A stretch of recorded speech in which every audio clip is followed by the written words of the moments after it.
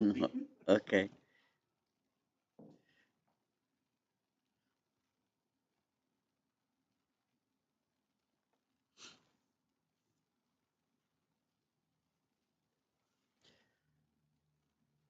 Okay, you are welcome back to Dhamma discussion. Just let homage to the Buddha.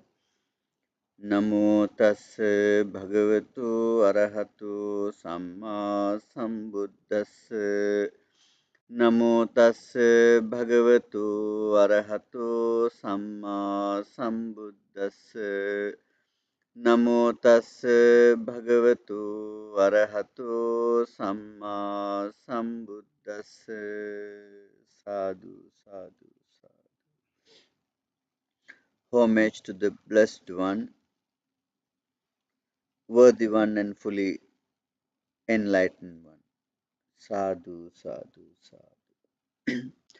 So today we are going to learn about very interesting sutta and chapter. Has come from the Sangyutta Nikaya. Um, Sangyutta Nikaya is one of book of the Buddha's discourses collected. The short discourses are collected into that book. So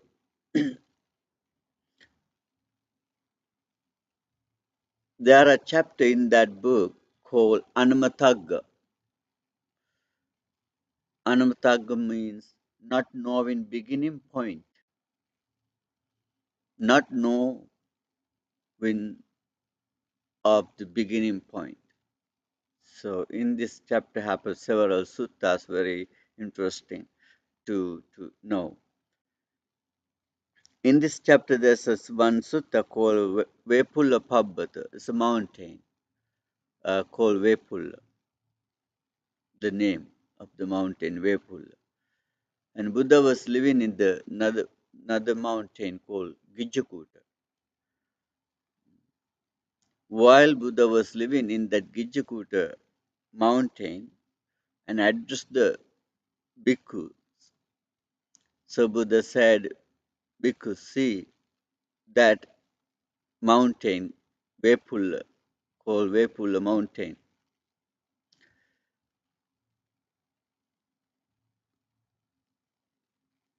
Once this Vepulla mountain called Pachina Vansa, the long time ago, this Vepulla mountain got a name Pachina Vansa. Okay, so long time ago. It was named as Pachina Vansa.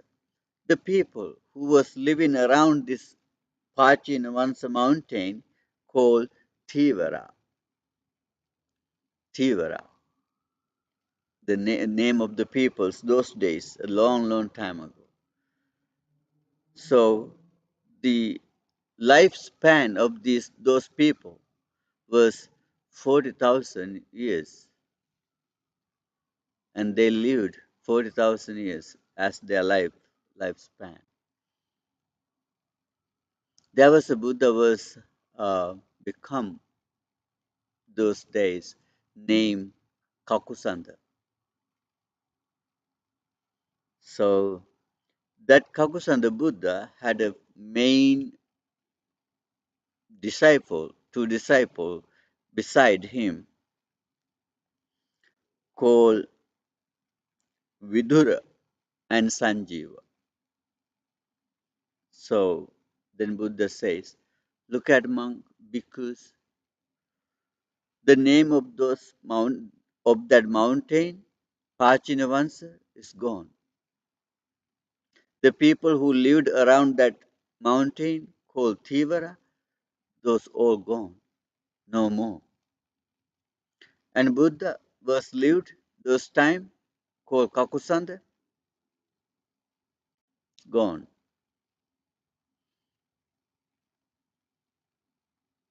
That's how everything is impermanent, subject to change. And in this sutta, Buddha says those people to climb to that mountain took 4 days, and to descend from the mountain is got 4 days. So those all Buddha and his disciples and the name of that mountain and people who lived around that mountain, those are all gone. That's how everything is impermanent. Therefore, this is good enough for you to disenchant, disenchant, dispassion to everything, not to attach so much. So then Buddha said again, for a while ago, again that this mountain called Vepulla got a name called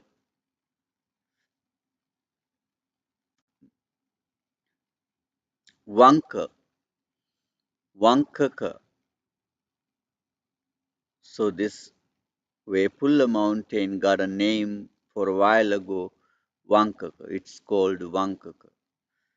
So people who lived around that mountain also called Rohitasa. Rohitasa. The people called Rohitasa lived around that mountain, Vankaka. And their lifespan was 30,000 years. So when they were living around that mountain, Vankaka, people is Rohitasa, then there another Buddha arose called Konagamana.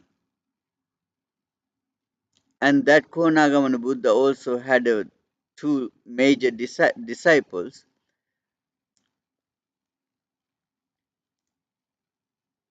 And one of them is a Bhiya, other one is Suttara. So they took 3 days to climb that mountain and descend another 3 days from that mountain.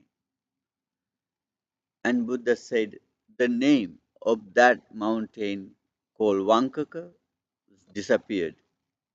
The people who lived around that mountain called Rohitasa disappeared.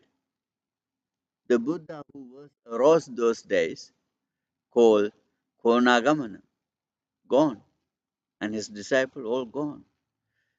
Monks, bhikkhus, this is how things are impermanent. This is good enough to not attach to the impermanent things and to become dispassionate, to become disenchant. So everything is subject to change. So again, Buddha said that mountain called Vepulla. For a while ago, again, this Vepulla mountain got a name called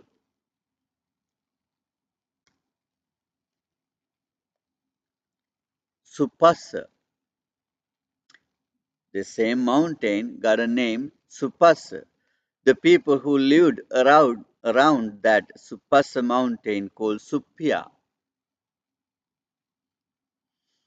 and their lifespan was 20 years, 20,000 years old. And Buddha, who was arose those days, called Kassapa. The Kassapa Buddha also got two major disciples. One is Tissa, other one is Bharadvaja. Then Buddha said,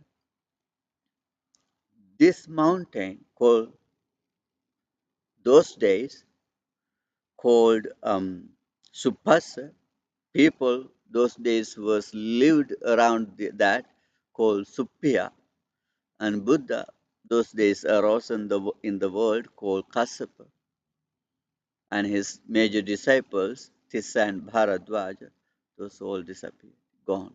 It's all gone. No more anyone exists. That's how everything is impermanent, subject to change.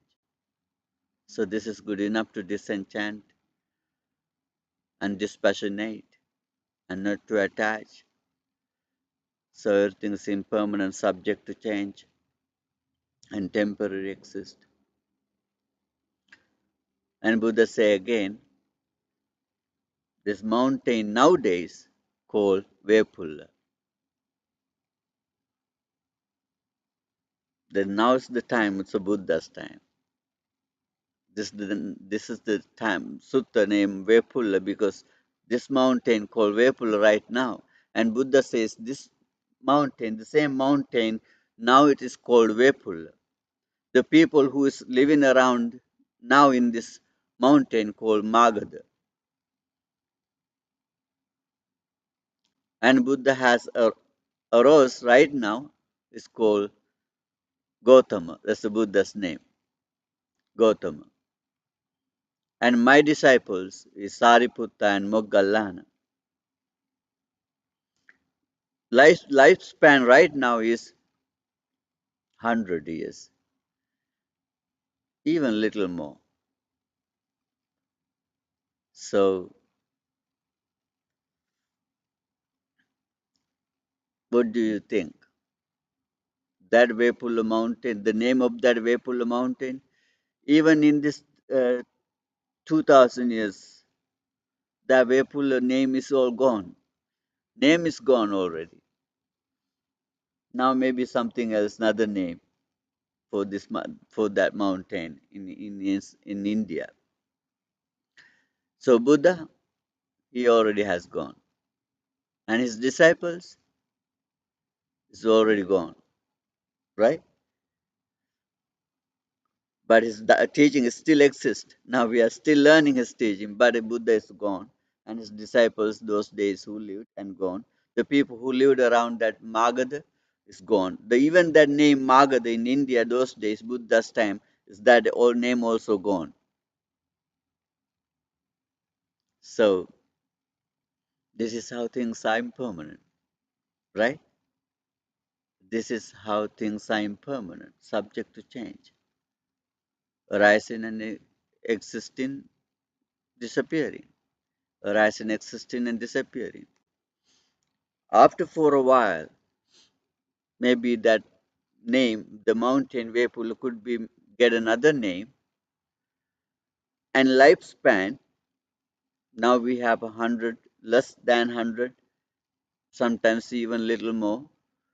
But in future, it could be even 1,000 years of the lifespan of the people, and could be another Buddha arise. You know, the future we have another Buddha to come. You know what his name is? Yeah, Maitreya. Maitri. So, and he also will disappear. And after his disappearing, this mountain and this earth all going to disappear. So that's how things are impermanent, subject to change. Then Buddha emphasize in this sutta, this is how things are impermanent.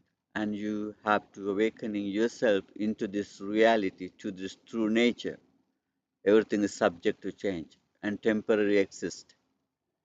There are nothing, anything permanent or exist eternally. Right?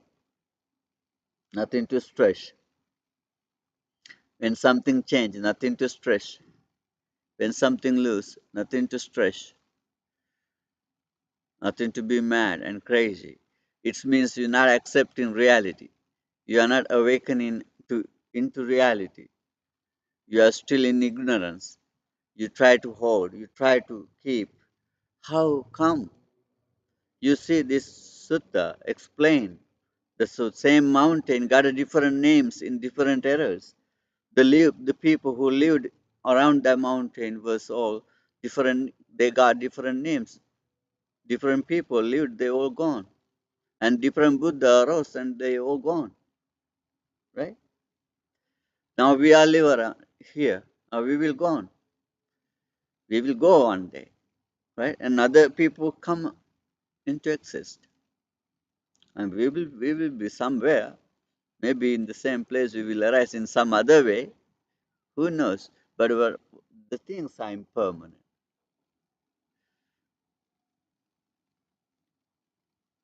But that's the most important thing to realize. And in this chapter,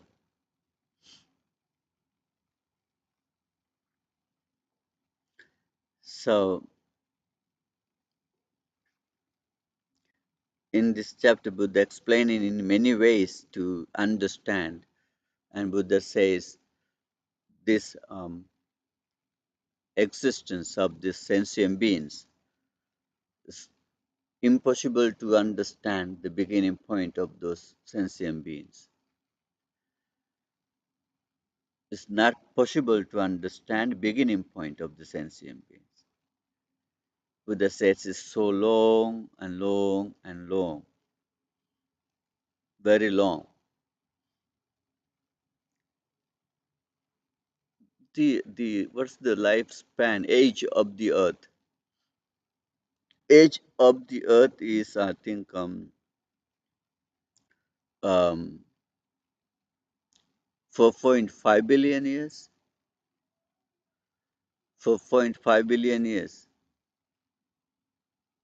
almost 5 billion years old of the earth. So um,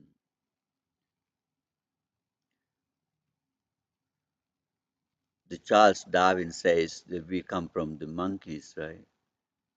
He says we come from the monkeys. Monkey evolved to humans and some other sentient beings. That's what is a theory, and what is he investigated and find out himself. So, according to Buddhist teachings, this arising, existing, becoming of sentient beings is not like that simple to understand. Buddha says it's impossible to find out the beginning point when we started, when we come from. So Buddha says aeons of aeons we are keep coming and going through these aeons of aeons in the samsara. In this sutta called Anamataggoyam Bhikkave Sansaro Pubbakotini Panyayati. Buddha says because the beginning point of this world and existence is impossible to find out, to point it out. This is how we began. That is the where we began. That's the time we began. It is impossible to point it out, to say exactly this is the time, this is the thing, this is the place we are becoming. So one day this sun, this earth will disappear. We could arise from other planet, right? And we are moving to planet in the universe. Every day some planets are rising or forming to suitable to the sentient beings to exist. Some planets are perishing and disappearing. So like we are going to village to another village, from town to another town, from city to another city, from country to another country. In future, from this earth to the Mars, right? I think Elon Musk is planning to go into Mars, right? Maybe he will take you one day to Mars. So the Mars also is going around the same sun. So maybe from the Mars we will go into some other planet, right? It is possible, right? It is possible. When some nuclear war nuclear war started, we are going to, most of sentient beings going to disappear, right? Because it's very dangerous right now, the weapons. So maybe who can go to moon or some other planets, maybe they will survive there in future, and it is possible to will leave some other planet. So this uh, this is not easy to point it out. This is how we began, where we began, when we began. And Buddha said it is impossible to point it out. It is so long, aeons of the sansara. Once a Brahmin came to see Buddha. Um, then that Brahmin asked Buddha, "Dear sir, you says this journey, this sansara, sansara. Sansara is a birth and the circle of birth and death, and keep going. So you say sansara very long, very long. How long is this sansara? And you say it's many kappas long. Can you say how many kappas, how many aeons long this sansara?" Buddha said it is not possible to say. Then he asked, I can understand. Can you make a simile? Buddha said, okay, you know Ganges River. And Buddha asking him, you know Ganges River. From the beginning of the Ganges River to the end, where the Ganges River fall into the ocean, from the mountain and keep a long flowing thousand miles, going and finally fall into the ocean. Can you count how many sand belong to this Ganges River? How many sands? It is possible to count sands of the Ganges River beside the river, even in the river. It is impossible, right? It's very much sands. Even the aeons, so even more aeons keep exist. Even more aeons, these sentient beings is coming and running uh, in this journey. So long. This journey is so long. It is impossible to point it out when and where. So that's how this sansara is very long.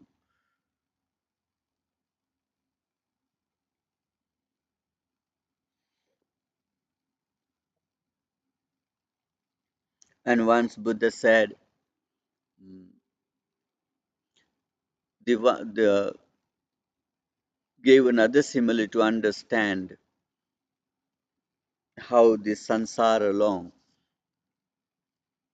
Buddha says, a league long city. There's a city is a long league. I think league is a 4 miles something long term. So and that city league long, league wide, and the people build the wall around that city is a league high. So and then they filled that city with seeds of the of with mm, what's that called? Mustard. Yes, mustard seeds, very tiny seeds, mustard seeds. They filled that a city with seeds, 1 league high, 1 league wide city, and filled with mustard seed. How many mustard do you think? You understand that? So many, right? And that's the one person, he took one seed every 100 years, take it out from that city. Every 100 year, he take one seed and one seed. To get rid of all the seeds, how many years will take it? Unimaginable. Buddha said that's how long is a kappa. Kappa is so long time period, so long time of period, long period of time. The kappa, even that long kappas has gone like a sands of the Ganges river. Who knows in future how many kappas and aeons will go, right? It's gonna be that this sansara is very long. It's not possible to point it out at the beginning.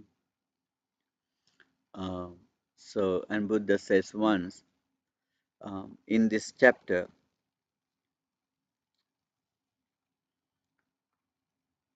it is not possible to find out the one woman never have been your mom in this journey, right? In this journey, we have born again and again, again and again, many, many times. Maybe it's not possible to find out a woman never have been your mom once while in this journey, right? It's not easy to find out a man never have been your father once while in this journey, right? Maybe same person have been many times, your father and your mother, and they will be in future again and again, right? And Buddha says that it is not easy to find out that any woman never have been your sister and never have been your brother once while. It's not possible to find out, right? It is possible. Someone have been your brother many times. Maybe I have been your brother many times, right? You have been my brother many times. It is possible because this journey is so long, very long.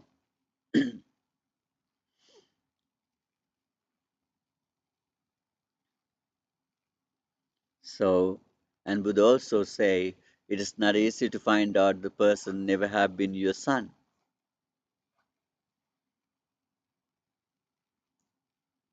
And it's impossible to find out the, any woman to never have been your daughter once while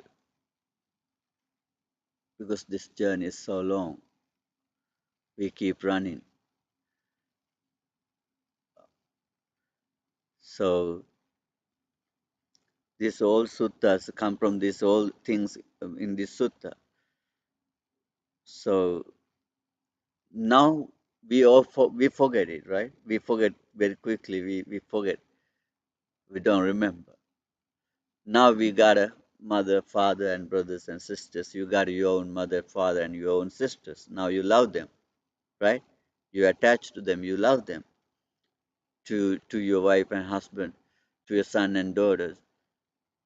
So you attach to them. You spend your life for to take care of them, and you die on them, right? Maybe you beat other people and you do something bad to other people too because you love you love because of your loved ones. So when we die one day we will be born somewhere else. We all forget this, our mother and father and daughter and son and daughters, brothers and sisters, right? And we got another mother, another father, and other brothers and sisters, and we're going to start love them, to die on them, right? So this is how this is happening. Then we attach because we are ignorance. Then we strongly attach. Even we attach to piece of land and killing thousands of people, right? You know, right now, the war, Ukraine war, Russia, just a piece of land, and they are fighting, and they're killing thousands of people, innocent people. Most of them, thousands of people, millions of people. They lost their houses, places, right? They suffer. But according to the teaching, nothing to crave into those kind of piece of land, right? Even to the nation. Now you could be a nation, and maybe next life you could be other nation, right? Who is born in America right now, and he will born next time in Africa, right? Who born and in Africa right now, maybe he could born in Asia next time, right? Now we are all live here. The entire world is in this New York City already. Maybe I already born to a Sri Lankan family. Maybe next time I will born to a Dominican family. In New York City, if I die here, maybe I could born, right, into other nation. It's nothing to craving about the nation, right? This is the ignorance. Who knows because next time I'm gonna be where and whatever religions. Now I'm Buddhist. Maybe next time I could be something else, right? So it's nothing to be so attached. So everything is impermanent, subject to change.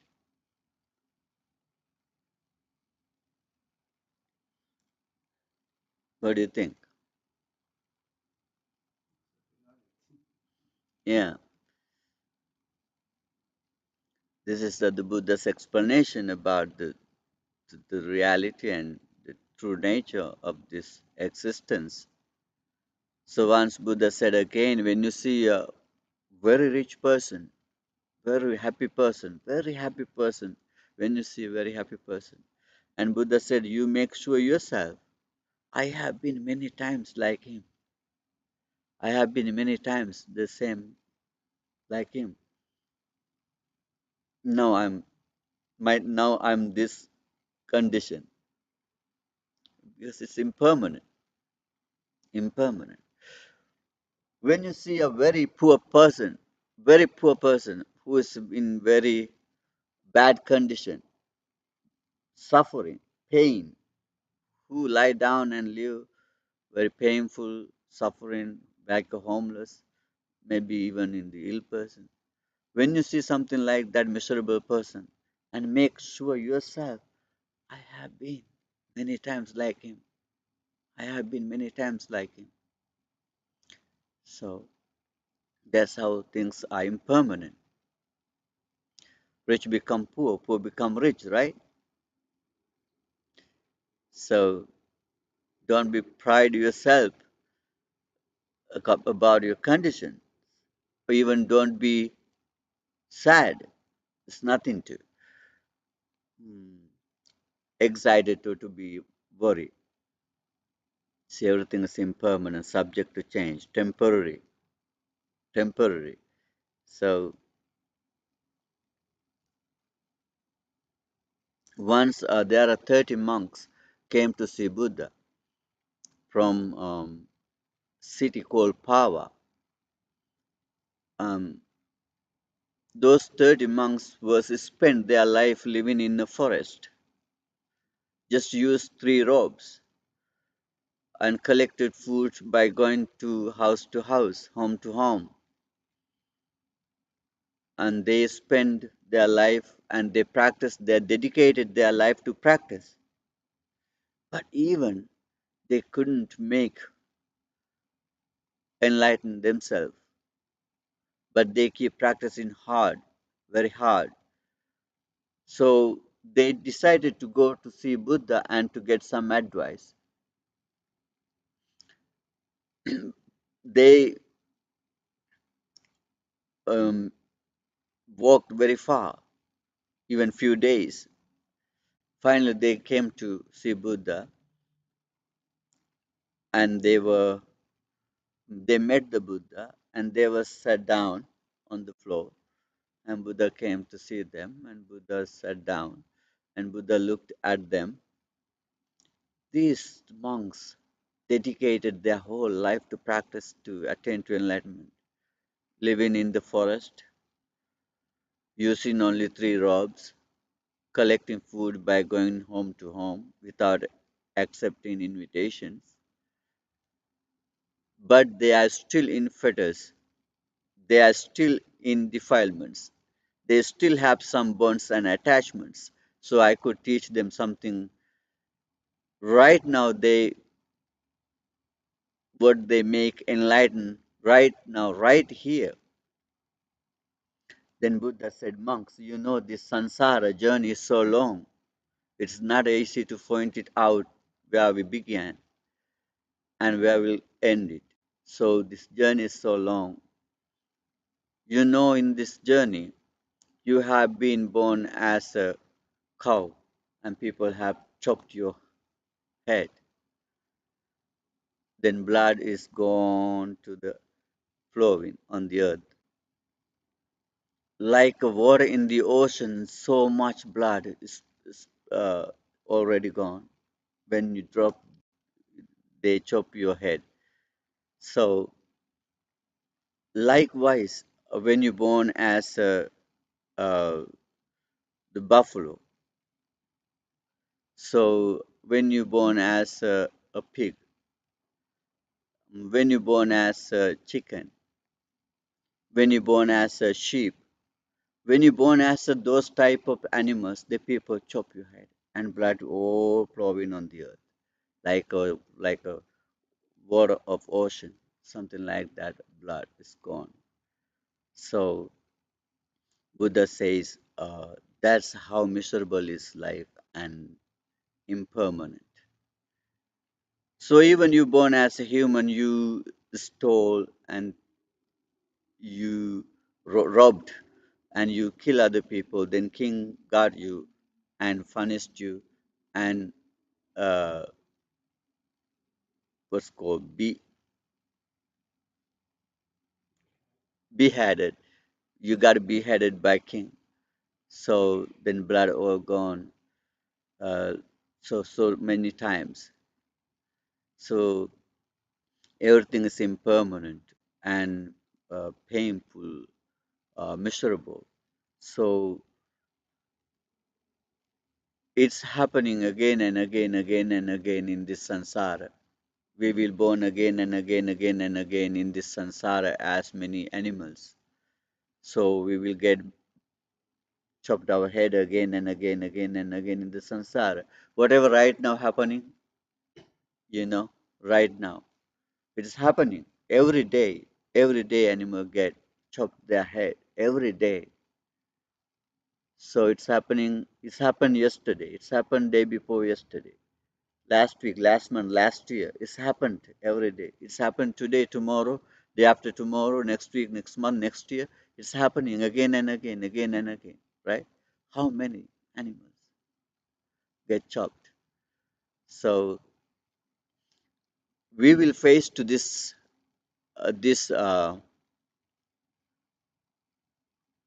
miserable experience. We will get it again and again in our lives. Then Buddha said, Sansar is so long, so miserable. This is how painful it is. Um, then you should disenchant it and you should dispassionate, repulsive, and detached to the things in this sansara. So, awakening yourself not to attach, get free from attachments. So, get free from craving. So, get free from ill will, anger, ignorance, hate. So, get free, be freed, because this sansara is miserable so long, not able to point it out the beginning and end. So, You keep running on this samsara because of two reasons. One is craving. You get fettered by craving, attached by craving, and covered by ignorance. You don't see the reality. You don't see the true nature. So you're not able to see reality and true nature. Whatever you see and you let your craving arise, you hold, you attach, you grasp, right? So that's how we keep running in this samsara. Buddha said, Avijja nivarananam sattanam, tanha sanyojananam sandhavatan sansartam. That's how these people running in this samsara because of two reasons. One is covered by ignorance and attached by craving. Then we keep going in this samsara. Get chopped our head. Um, when we cry, something happened when we cry, then the tears is falling. Those tears, if we collect it, it could be a very huge of like ocean of water of ocean, something like that. These are the similes to Buddha gave us to understand how miserable and how Im- unimaginable the samsara. It's not easy to imagine. So in this samsara, we whatever experience we right now we already experienced many times. Whatever experience these things, and we will experience again and again, suffering, pain, or happiness, right? So we attach and because of craving and desire, and we ignore the reality and true nature was hide because of ignorance. To dispel ignorance, we have to let arise our wisdom. How could we let arise our wisdom? We meditate. We meditate to understand the impermanent nature. Everything is impermanent, right? Impermanent.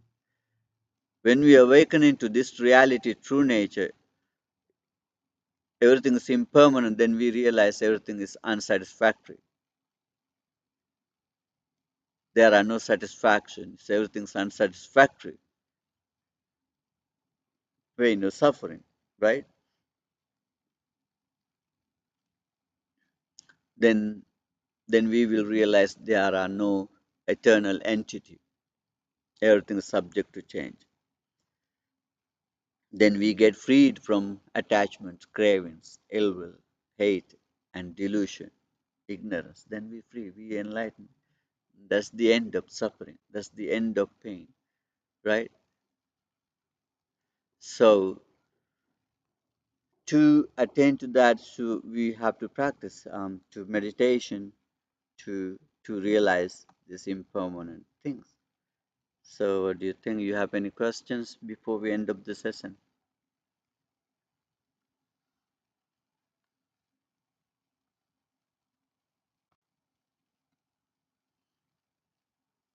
You good?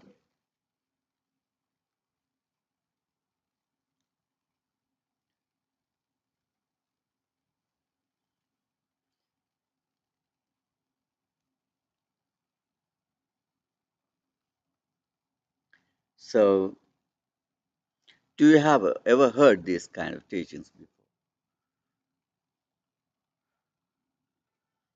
Uh, hmm? Yeah, we are try to even to this, we are try to find us this beginning or beginning point or something like that. This is uh, according to this kind of teachings. This is very long journey, right? Very long journey. Not on this earth or on this planet. It's going to happen, and we're going to exist, and we're going to running until we have craving and attachment and ignorance. We keep running and face into this all kind of experience, suffering, pain, and happiness. So just meditate and keep learning and studying, then we will understand, right? So let me end up the session today by transferring merits to our departed ones, to the ghosts, to the gods. May they all share these merits, and by the blessings of the Buddha, Dhamma, and Sangha, by the power of these merits, you may live happily, peacefully, without afflictions, and finally, may we all be able to attain to enlightenment.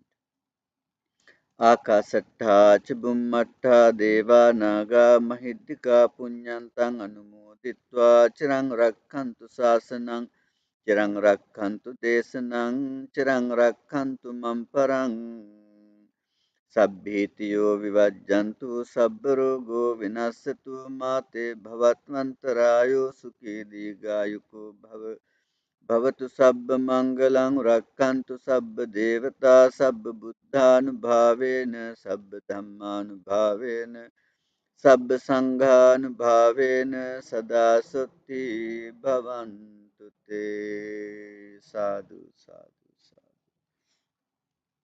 And we especially wish by the power of this meritorious karma and by the blessings of the Buddha, Dhamma, and Sangha, and wish Michael will be get recover soon and be well soon, and you may all be well soon. We be happy. Thank you.